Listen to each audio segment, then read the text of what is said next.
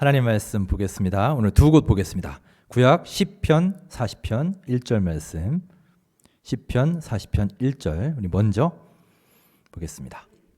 시편 40편 1절 함께 한 목소리로 합독하시겠습니다. 내가 여호와를 기다리고 기다렸더니 귀를 기울이사 나의 부르짖음을 들으셨도다. 아멘. 신약 야고보서 5장 7절로 10절까지 말씀입니다. 5장 7절로 10절 함께 읽겠습니다. 그러므로 형제들아 주께서 강림하시기까지 길이 참으라. 보라 농부가 땅에서 나는 귀한 열매를 바라고 길이 참아 이른 비와 늦은 비를 기다리나니 너희도 길이 참고 마음을 굳건하게 하라. 주의 강림이 가까우니라. 형제들아 서로 원망하지 말라. 그리하여야 심판을 면하리라. 보라 심판주가 문 밖에 서 계시니라. 형제들아 주의 이름으로 말한 선지자들을 고난과 오래 참음의 본으로 삼으라. 아멘. 자, 여러분 반갑습니다. 하나님의 은혜와 사랑이 예배하는 우리 가운데 가득히 넘치시기를 간절히 바랍니다. 코로나 확진자가 연일 늘고 있습니다. 지난 한 주간 평균 확진자 수가 400명이 넘었죠. 그래서 오늘 거리두기 격상에 대해서 새롭게 발표한다고 합니다. 발표를 했는지는 모르겠네요. 제가 2부 예배 전까지는 확인을 못했는데요. 이번 주간 수능 시험도 있는데 참 여러모로 혼란하고 또 심란하면서도 중요한 하루하루를 보내고 있습니다. 교회력상으로 오늘부터 대림절이 시작됩니다. 방금 영상을 보셨지만 대림절은 성탄절 이전의 4주간을 말하며 흔히 대강절이라고도 하고 영상에 나온 것처럼 강림절이라고도 부릅니다. 같은 말입니다. 대림절을 영어로 애드벤트라고 하는데 라틴어 아드벤투스라는 말에서 유래했고요. 그 뜻이 coming, 온다, 혹은 arrival, 도착 이런 뜻을 가지고 있습니다. 우리말로는 대림, 기다릴 대자에 임할 임자, 무엇인가를 임할 것을 기다리는 절기, 즉 기다림의 절기가 바로 대림절입니다. 돌아보면 우리의 인생은 참으로 기다림의 연속입니다. 우리는 끊임없이 무언가를 기다리며 또 누군가를 기다리며 살아갑니다. 여러분도 그러실 겁니다. 영상에서 보신 것처럼 신호등에 불이 바뀌기를 기다리고 전철과 버스가 오기를 기다립니다.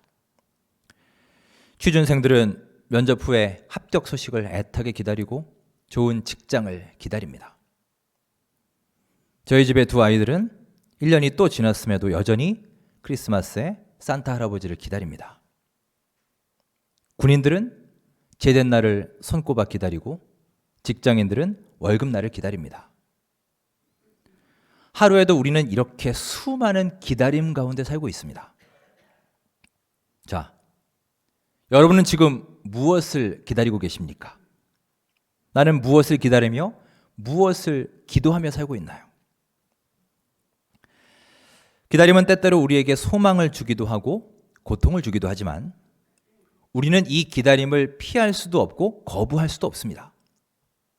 자, 문제는 우리는 날이 가고 시간이 갈수록 이 기다리는 일에 익숙지 않게 된다는 것입니다. 즉 우리는 점점 조급해지고 있습니다. 지금 우리는 스피드의 시대를 살고 있습니다. 똑같은 것을 해도 빠른 것이 미덕이고 속도가 성공을 좌우하는 시대가 되었습니다. 그래서 우리는 느린 것을 견디지 못합니다. 특히 인터넷 시대에 살고 있는 사람들은요, 더더욱 느린 것, 무언가를 기다린다는 것이 도저히 용납이 되지 않습니다. 요즘 여러분 유튜브 많이 보시죠? 저도 많이 보는데 자, 영상을 클릭했는데 빨리 안 나와요. 한 5초 정도만 버퍼링이 걸려서 뱅글뱅글 돌고 있으면 저도 모르게 막 짜증이 납니다. 이러면서 짜증을 내요. 저도 모르고 하는 거예요. 그럼 옆에 애들이 보고 말합니다. 아빠 왜 그래? 그럼 그때 이제 정신을 번쩍 차리죠. 내가 이 몇 초를 못 기다려서 짜증을 내고 있구나. 한 통계에 의하면 우리가 일생에 약 6개월 정도를 신호등 앞에서 보낸다고 합니다. 신호등 앞에서 신호 대기하는 시간을 다 합치면 6개월 정도 되는 거예요. 자, 신호가 바뀌었습니다. 내 앞차가 딱 3초만 늦게 출발해도 여러분 어떻습니까? 여러분 3초 기다릴 수 있으세요? 기다릴 수 있으시면 그분은 평균보다 훨씬 넘는 인내력을 갖고 계신 거예요. 쉽지 않습니다. 뭐 하는 거야? 빨리 좀 가라. 빡 누르죠. 근데 반대로 내가 핸드폰을 보고 있거나 잠깐 딴 생각하거나 멍 때릴 때가 있죠. 신호를 못 봤어요. 그래서 뒤에서 빵 거리면 그건 또 기분 나쁘죠. 아이 자식 좀 기다리지. 이게 우리들의 생각입니다. 현대사회를 가리켜서 소위 마이크로웨이브 제너레이션이라고 합니다. 우리말로 전자레인지 세대예요. 무슨 말일까요? 우리는 모든 것을 전자레인지에다가 넣고요. 금방금방 데워서 먹는 소위 인스턴트 시대에 살고 있습니다. 이제 사람들은 먹는 것조차 인스턴트로 빨리 간단하게 해결합니다. 왜? 바빠서요. 일해야 되니까. 밥 먹을 시간이 없습니다. 일 때문에. 우리는 그렇게 어느새 조급증에 시달리고 있고 기다림의 미덕은 사라져 버렸습니다. 자, 그런데 여러분, 이 자연의 이치는 그렇지 않습니다. 자연의 섭리는요, 시간이 지나고 성숙의 때를 맞아야 열매가 맺히는 법이고요. 그런 열매일수록 더 귀한 열매가 되는 것입니다. 성경에서 말씀하고 있는 진리는 바로 이것입니다. 자, 저를 한번 따라해 보실까요? 기다림을 통해서, 다시 한번 할까요? 기다림을 통해서 성숙할 수 있습니다. 아멘. 그렇습니다. 성경은 우리에게 속성을 가르치지 않습니다. 빨리빨리 속성으로 하는 것이 중요한 게 아니라 성숙을 이루는 것이 중요하다는 것을 가르쳐 줍니다. 우리는 지금 예수님을 기다리는 대림절의 첫째 주일을 맞이하고 있습니다. 이 기다림의 절기 대림절을 맞아 성경이 말하고 있는 기다림과 성숙의 의미를 함께 나누어 보고자 합니다. 오늘 야고보서 본문은 이 기다림에 대해서 말하고 있습니다. 기다림에 지쳐 절망하고 있는 사람들에게 너희는 믿음을 가져라, 소망을 가져라, 인내를 가지고 때를 기다려라 라고 권면하고 있습니다. 오늘 본문을 보시면 인내하는 사람의 특성에 대해서 말하고 있습니다. 자, 본문 7절, 8절 말씀을 함께 읽으며 우리 인내하는 사람의 특성을 살펴보겠습니다. 7절, 8절 함께 읽습니다. 그러므로 형제들아, 주께서 강림하시기까지 길이 참으라. 보라, 농부가 땅에서 나는 귀한 열매를 바라고 길이 참아 이른 비와 늦은 비를 기다리나니 너희도 길이 참고 마음을 굳건하게 하라. 주의 강림이 가까우니라. 아멘. 인내하는 사람의 특성이 뭡니까? 본문에서는 세 개의 동사로 표현합니다. 참아라, 기다리라, 마음을 굳건하게 하라. 이 세 개의 동사예요. 여러분 5장에 보시면 이 참다, 인내하다, 기다리다 라는 단어가 계속해서 반복이 됩니다. 그리고 기도라는 말이 이 한 장에 7번이나 나옵니다. 즉 인내하고 기다리는 사람은 곧 기도하는 사람이다 할 수 있는 거예요. 왜냐? 기다리는 것이나 기도하는 것이나 둘 다 하나님을 의지하는 태도이기 때문입니다. 그래서 본질은 같은 거예요. 하나님을 의지해야 기다릴 수 있는 것이고 하나님을 의지해야 기도하게 되는 것입니다. 이 야고보서를 기록할 당시는 예수님의 재림이 계속해서 지연되던 시대였습니다. 초대교회 사람들은 예수님이 금방 오실 줄 알았어요. 예수님이 하늘로 올라가시면서 내가 지금 이 모습으로 다시 올 것이다 약속을 하셨죠. 그 날이 곧 올 것이라고 믿었습니다. 그런데 예수님이 안 오시는 겁니다. 하루가 지나고 1년이 지나고 5년이 지나도 예수님은 오시지 않고요. 자꾸만 재림이 지연이 되자 그들은 지치기 시작했습니다. 떠나가는 사람들이 생겼습니다. 서로 갈등이 생기고 싸움이 일어났습니다. 이런 상황에서 야고보 사도는 그들에게 진정한 기다림의 태도가 무엇인지를 강조합니다. 그는 특별히 농사에 비유해서 기다림을 설명합니다. 즉 이른 비와 늦은 비를 애타게 기다리는 그 농부의 심정으로 말하고 있는 거예요.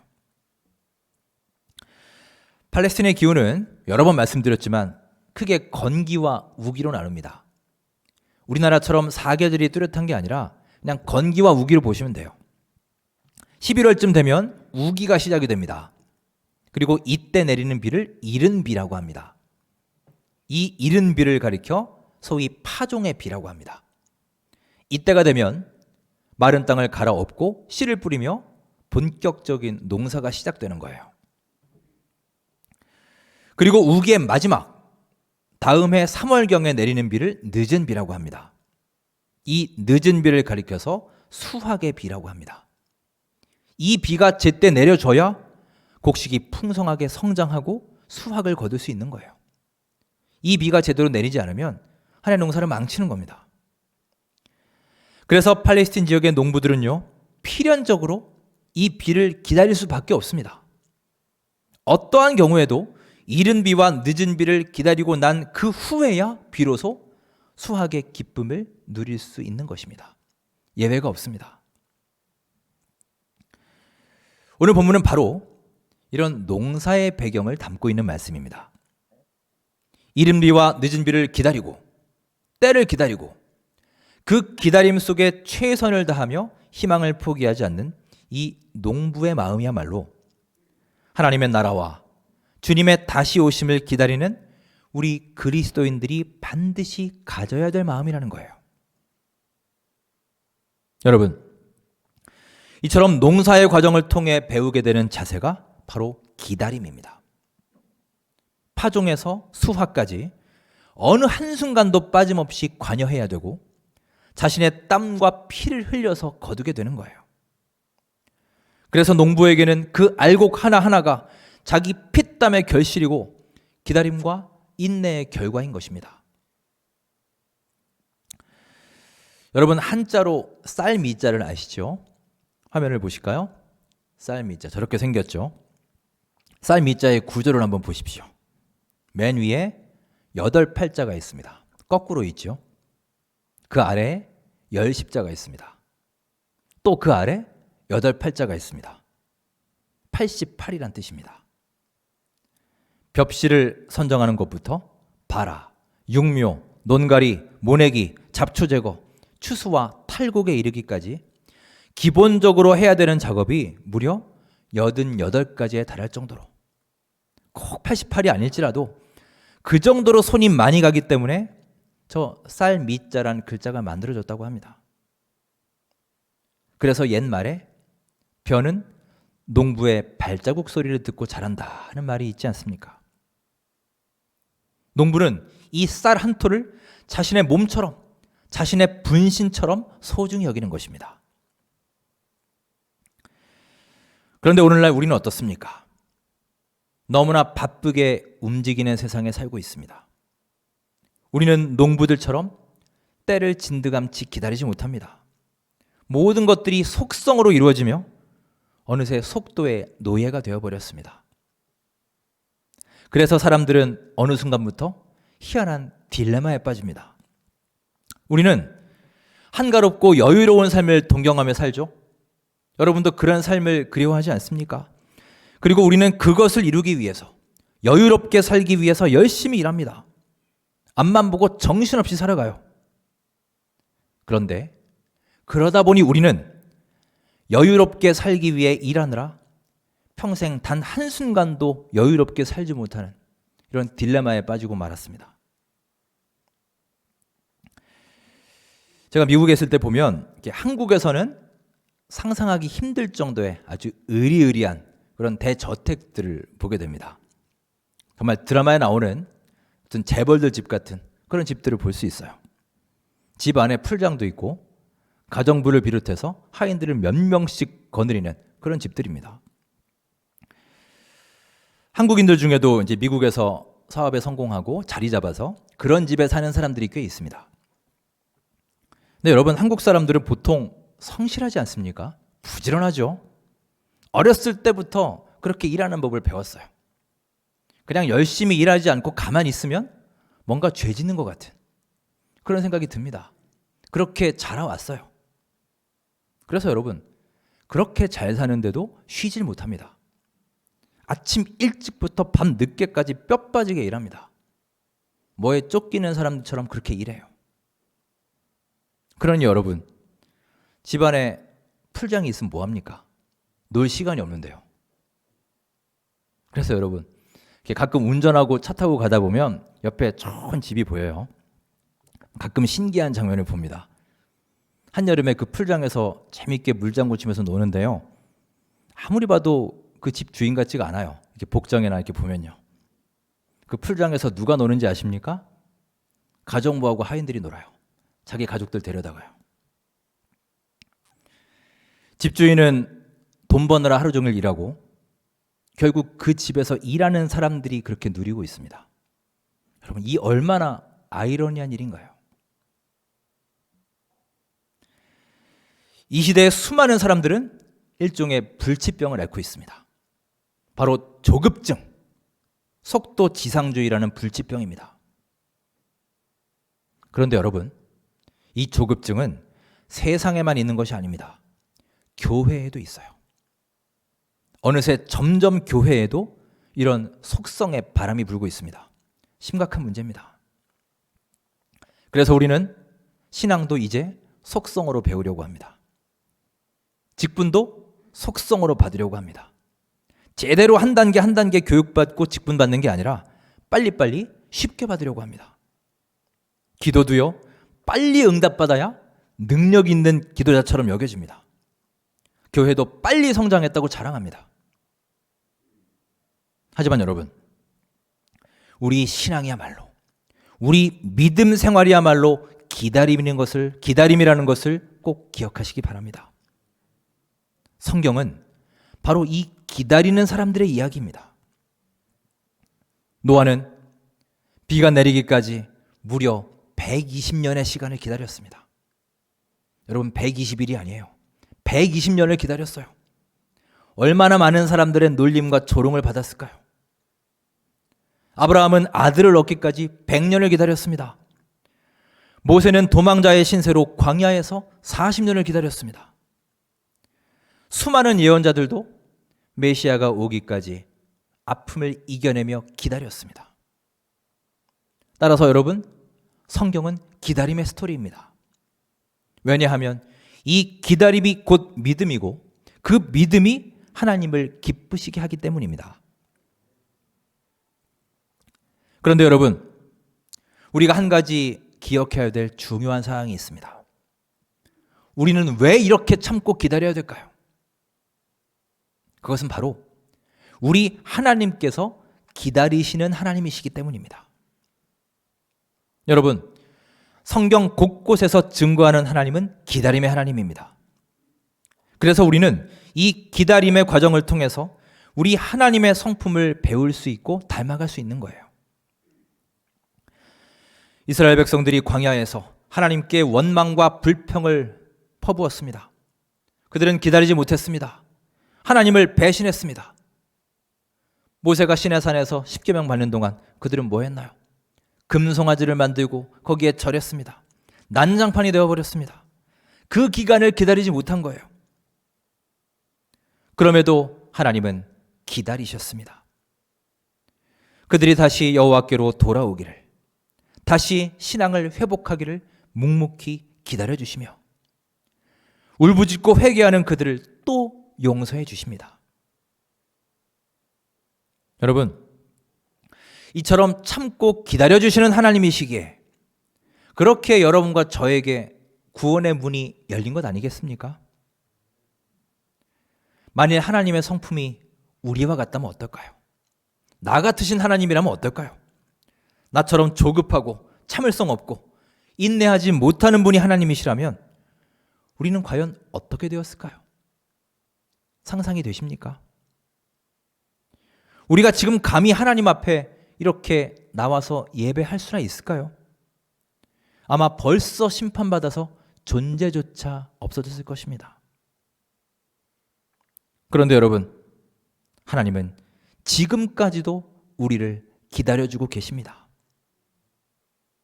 사랑하는 여러분, 우리 하나님은 그 수많은 세월 동안 우리의 구원을 위해서, 우리의 믿음의 성숙과 성장을 위해서 지금도 한결같은 마음으로 우리를 기다리고 계시는 사랑의 하나님이심을 기억하시기 바랍니다. 대림절은 기다림의 절기입니다. 예수님의 오심을 기다리는 것입니다. 또한 우리 하나님 역시 엄청난 인내를 통해서 우리를 기다리고 계십니다. 여러분, 나무를 가지고 집을 짓는 데에는 몇 개월이면 족하지만 하나님께서 그 나무 한 그루를 키우시는 데에는 좋기 100년은 걸립니다. 하나님의 기다리심이 없었다면 우리의 삶이란 없습니다. 우리의 구원도 없는 거예요. 여러분, 우리 주님의 기다리심의 은혜로 인해 오늘 이 시간도 여러분과 제가 함께 이 원천교회에서 예배할 수 있는 것입니다. 그러기에 우리는 날마다 감사해야 되지 않을까요? 옛날에 한 여인이 있었습니다. 며칠 전에 극장에서 영화를 보고 집에 왔는데 다음 날 자기 다이아몬드 목걸이가 없어진 것을 알았습니다. 온 집안을 찾고 난리가 났습니다. 찾다가 결국 못 찾고 그 극장이 갑자기 생각이 났습니다. 다급한 목소리로 전화했습니다. 그 극장의 지배인이 받았습니다. 여인은 너무 급해서 자기가 누구인지 밝히지도 않고 그냥 말하기 시작했습니다. 혹시 제 다이아몬드 목걸이 못 보셨나요? 분명히 어쩌녁에 그 극장에서 잃어버린 것 같아요. 지배인이 말합니다. 아니요, 아직 못 봤습니다. 하지만 찾아보겠습니다. 잠깐만 전화 끊지 말고 기다려주세요. 지배인은 극장 안으로 들어갔습니다. 열심히 찾았습니다. 그리고 얼마 후에 목걸이를 찾았습니다. 얼른 돌아와서 수화기를 들었습니다. 부인 기뻐하세요. 다이아몬드 목걸이를 찾았습니다. 하지만 저녁에는 아무 반응이 없었고요. 그냥 뚝뚝 소리만 날 뿐이었습니다. 여보세요? 여보세요? 아무리 불러도 이미 전화를 끊은 후였습니다. 답답한 건 너무 급한 나머지 아무런 연락처도 아무런 신문도 남기지 않은 채 그렇게 끊어버리고 말았어요. 또 다른 데 전화했겠죠. 여러분, 어쩌면 이 시대의 수많은 사람들이 바로 이 여인과 같은 삶을 살고 있습니다. 내가 해야 할 말은 실컷 합니다. 하고 싶은 말은 너무 많아요. 하지만 정작 우리는 하나님의 대답을 듣는 데에 실패합니다. 왜냐? 기다리지 못하기 때문이에요. 조급해서 하나님께 매달리고 부르짖습니다. 하지만 막상 하나님이 준비하셔서 우리에게 주시려고 우리를 부르면 우리는 응답이 없는 거예요. 하나님의 대답을 기다리지 못하고 이미 연락을 끊어버렸기 때문입니다. 그래서 여러분, 기다림이란 곧 믿음인 것입니다. 우리가 믿어야 기다릴 수 있고 믿지 못하면 기다릴 수 없는 거예요. 오늘 본문 시편 40편 1절에서 다윗이 말합니다. 자, 화면을 보시고 다시 한번 읽어볼까요? 40편 1절입니다. 시작. 내가 여호와를 기다리고 기다렸더니 귀를 기울이사 나의 부르짖음을 들으셨도다. 아멘. 다윗의 고백입니다. 그는 기다렸습니다. 그는 잠깐 기다린 게 아니에요. 여호와를 기다리고 기다렸더니 오랫동안 기다렸습니다. 블레셋 땅을 헤매면서도 기다렸고 유대 광야를 돌아다니면서도 기다렸습니다. 아둘람 동굴 속에서 목숨의 위협을 받는 그 순간에도 또 기다렸습니다. 자, 그 기다림의 결과 어떻게 되었습니까? 그가 고백합니다. 귀를 기울이사 나의 부르짖음을 들으셨도다. 하나님이 다윗의 기도를 들어주셨습니다. 응답의 때를 기다리고 또 기다렸더니 마침내 하나님이 그의 기도를 들어주셨다. 이 기쁨의 고백을 외치고 있는 것입니다. 식물학자의 말에 따르면 나무들이 가장 잘 자라는 때는 바로 밤이라고 합니다. 어둠 속에서 가장 왕성하게 성장합니다.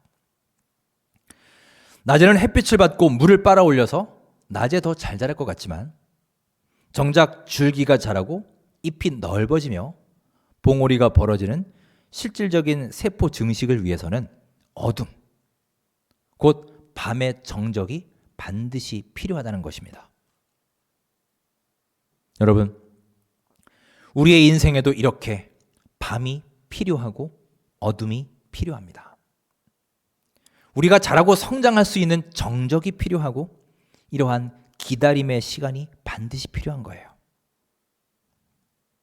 사랑하는 여러분, 대림절을 맞아 기다림의 하나님 앞에 고백하시기 바랍니다. 기다림이 곧 믿음입니다. 기다리는 자세가 곧 성숙의 자세예요. 하나님은 지금도 우리의 기다림을 통해서 당신의 뜻을 드러내시고 펼쳐나가고 계십니다. 그러니 여러분, 오늘도 힘내시고 참고 기다리고 우리의 믿음을 굳건하게 하시기 바랍니다. 오늘 말씀을 마무리하겠습니다. 기다림과 관련하여 20세기 대표적인 영성가인 헬린 나우엔이 말했습니다. 기다리는 사람은 인내하는 사람입니다. 인내라는 말은 감추어진 무언가가 나타나리란 믿음을 가지고 우리가 살고 있는 자리에서 그 상황을 충분히 살아내며 자발적으로 기다리는 것을 의미합니다. 여러분, 헬린 나우엔이 말한 이 자발적 기다림, 저는 이 표현이 참 좋습니다. 이 자발적 기다림이야말로 오늘 대림절을 보내는 우리 그리스도인들의 올바른 기다림의 자세를 할 수 있습니다. 여러분, 기다리며 기도하시기 바랍니다. 소망하며 기도하시기 바랍니다. 기다린다는 것은요, 아무것도 하지 않고 두 손 두 발 다 내어놓고 넋놓고 기다리는 그런 수동적인 기다림이 아니에요. 자발적인 기다림입니다. 자신의 일에 최선을 다하고 나에게 주어진 일에 열심을 다하고 그 결과를 하나님께 맡기는 것입니다. 여러분, 지금 이 순간에도 우리를 위해서, 여러분과 저 한 명 한 명을 위해 하나님께서 열심히 일하고 계심을 믿으시고 그 하나님의 때를, 그 응답의 때를 잠잠히 기다리시기 바랍니다. 그리하여 기다리는 자들에게 부어주시는 믿음의 큰 성장과 풍성한 열매를 맺어가는 우리 모든 원천교회 성도님들 될 수 있기를 주님의 이름으로 축원합니다. 기도하겠습니다. 하나님, 예수님의 오심을 대망하며 기다리는 대림절을 맞이합니다. 하루하루 주님의 임재와 도우심을 갈망하며 기도하는 우리의 삶이 되게 하여 주옵소서. 그동안 나의 뜻과 생각을 쫓아 살아왔던 저희들의 삶이었음을 고백합니다. 그런 우리들을 지금도 기다려주시고 품어주시니 감사합니다. 주님의 그 기다림의 성품을 본받아 하루하루 주님의 손길과 은혜를 믿으며 삶의 어려움 앞에 참고 기다리며 믿음을 굳건하게 하는 우리 모두의 삶이 되게 하여 주시옵소서. 예수님의 이름으로 감사하며 기도드립니다. 아멘.